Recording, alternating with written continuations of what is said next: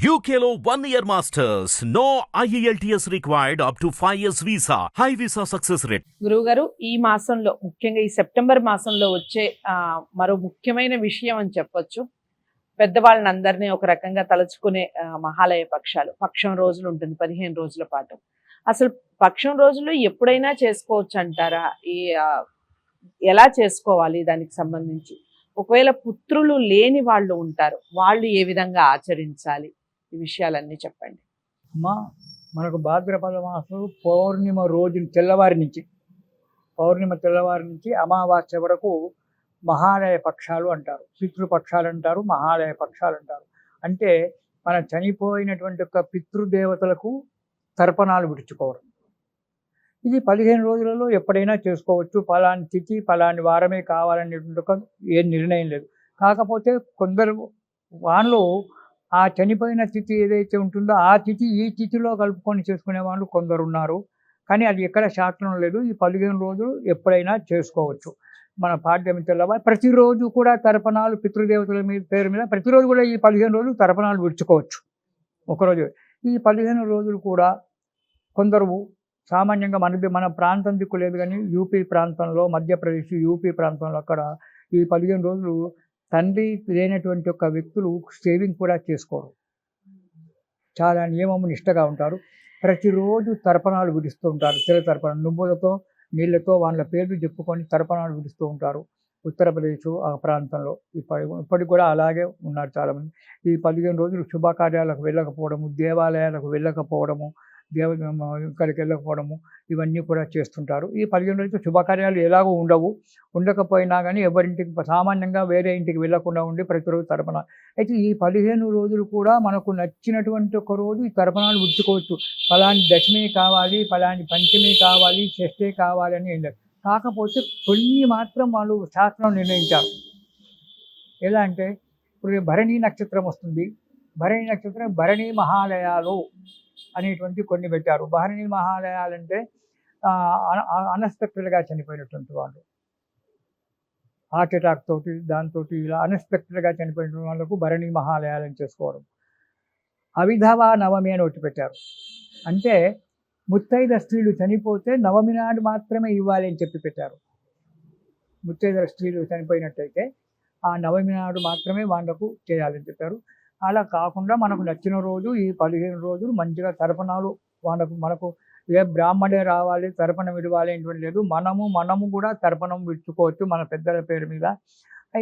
ఈ తర్పణాలు విడుచుకుంటూ వాళ్ళ యొక్క మన పెద్దలు ఎవరైతే ఉన్నారో మన తండ్రి, తాత, ముత్తాత, తల్లి, అమ్మ, నాయనమ్మ, ఆమె తల్లి, ఇటు తల్లి తరఫు నుంచి ఇటు తండ్రి తరఫు నుంచి ఇచ్చుకోవచ్చు వాళ్ళందరి పేరు మీద. అంత కాకుండా కూడా మనకు ముఖ్యమైనటువంటి ఒక స్నేహితులు ఎవరైనా ఉంటే ఆ స్నేహితులకు ఎవరూ లేకపోతే కూడా వాళ్ళ పేరు మీద మనం తర్పణం ఈ 15 రోజులలో విడుచుకోవచ్చు.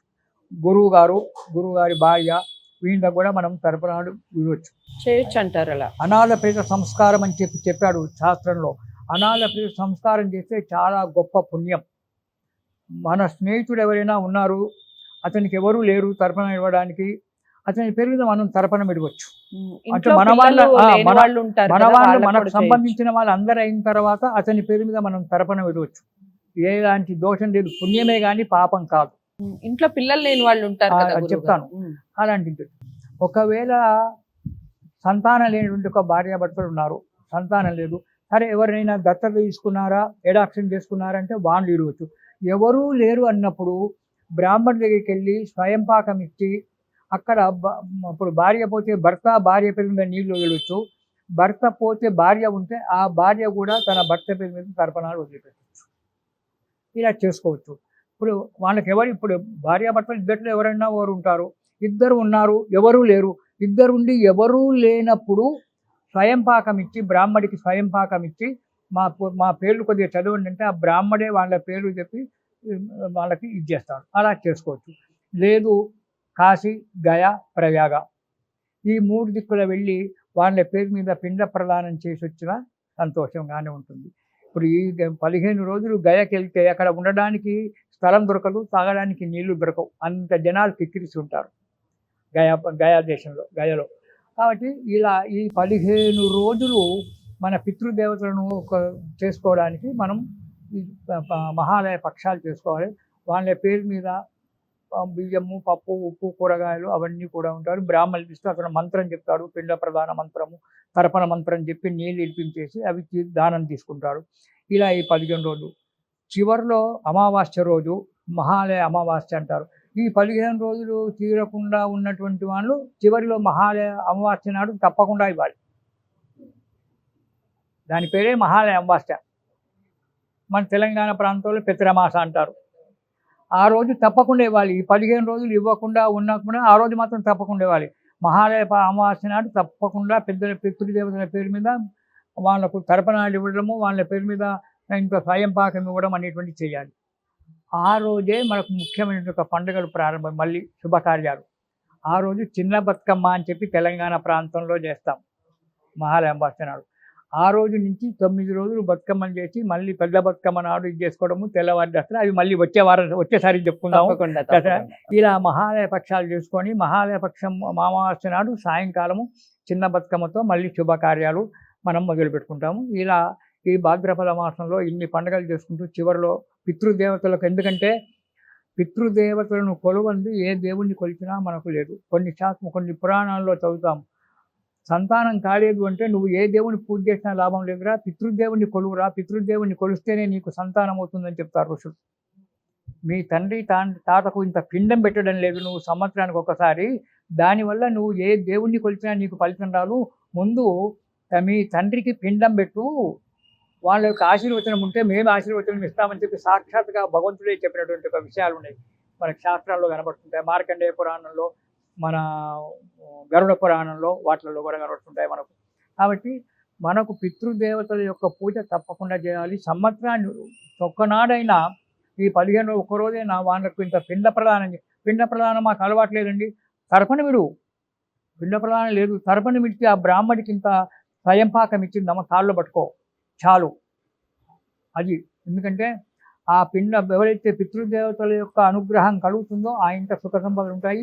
ఆ పితృదేవతల యొక్క ఆజ్ఞ వల్లనే భగవంతుడు మనకు ఇస్తాడు అని చెప్పి మనకు దీనికి ఎన్నో ఉదాహరణలు, పితృదేవతల యొక్క సేవ చేయడం వల్ల సంతానం కలిగింది అనేటువంటి ఉదాహరణలు మనకు ఎన్నో ఉన్నాయి చరిత్రలో, అవన్నీ ఉన్నాయి. కాబట్టి మనం ఈ 15 రోజులు మహాలయ పక్షాల్లో 15 రోజులు సంతోషంగా చేసుకోవాలి. ఇది ఒక 15 రోజులు ప్రతిరోజు వీలైతే ప్రతిరోజు తర్పణ ఇవ్వండి, లేదు ఒక్కరోజు వాళ్ళ పేరు మీద తర్పణ ఇవ్వండి. తర్పణ కుదరకపోతే అమావాస్య రోజు 15 రోజులు కూడా నీకు వీలు కాలేదు, చివరికి అమావాస్య నాడు మాత్రం ఎటువంటి పరిస్థితుల్లో తప్పకుండా తర్పణ ఇవ్వాలి.